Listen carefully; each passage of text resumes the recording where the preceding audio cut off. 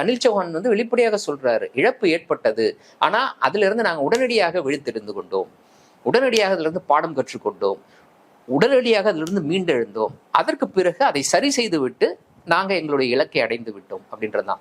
இழப்பு இருந்துச்சு அப்படின்றத அவர் ஒத்துக்கிறாரு. அவர் என்ன சொல்றாருன்னா, மே 6 அந்த சமயத்துல அந்த இழப்பு இருந்துச்சு, அப்புறம் 7, 8, 10 அந்த காலகட்டத்தில் அந்த இழப்பில் ஏற்பட்ட அந்த பாடத்தில் இருந்து நாங்கள் எல்லாத்தையும் சரி செய்துக்கிட்டு அந்த தினங்கள்ல எங்களுடைய தாக்குதல் ரொம்ப துல்லியமாக இருந்துச்சு, சரியாக இருந்துச்சு அப்படின்னு சொல்லி சொல்றாரு. அப்போ இன்னொரு கேள்வி, நீங்க சொன்ன மாதிரி அந்த கேள்வியே அப்போ பத்திரிகையாளர் கேட்கிறாங்க.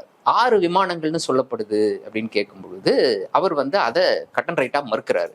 ஆனா ஒரு விமானமா, ஒரு விமானத்திற்கு மேற்பட்ட விமானமா அப்படின்ற கேள்வி அவருடைய பதில் இருந்து நம்மளால புரிந்து கொள்ளக்கூடிய விஷயம், ஒன்றுக்கு மேற்பட்ட விமானங்கள். அவருடைய பதில்ல இருந்து அவர் சொல்ற போது வேர் பீயிங் அப்படின்ற ஒரு வார்த்தையை பயன்படுத்துறாரு. என்ன அப்படின்னா, அப்போ ஒன்றுக்கு மேற்பட்ட விமானங்கள் அப்படின்றத அதன் மூலமாக அவர் பயன்படுத்திய அந்த வார்த்தையின் மூலமாக நம்ம ப்ளூரல்ன்ற அடிப்படையில ஒன்றுக்கு மேற்பட்ட விமானங்கள் வீழ்த்தப்பட்டிருப்பதாக. ஏன்னா இவங்க தரப்புல சொல்றது, எதிர் தரப்புல சொல்றது 6 விமானங்கள், 3 ரஃபால், அப்புறம் ஒரு சுகாய், அப்புறம் ஒரு மிராஜ், அப்புறம் ஒரு மேல் அப்படின்னு சொல்லக்கூடிய இஸ்ரேலோடைய ஒரு ட்ரோன், இதெல்லாம் சேர்த்து தான் அந்த 6ன்னு சொல்லி சொல்றாங்க.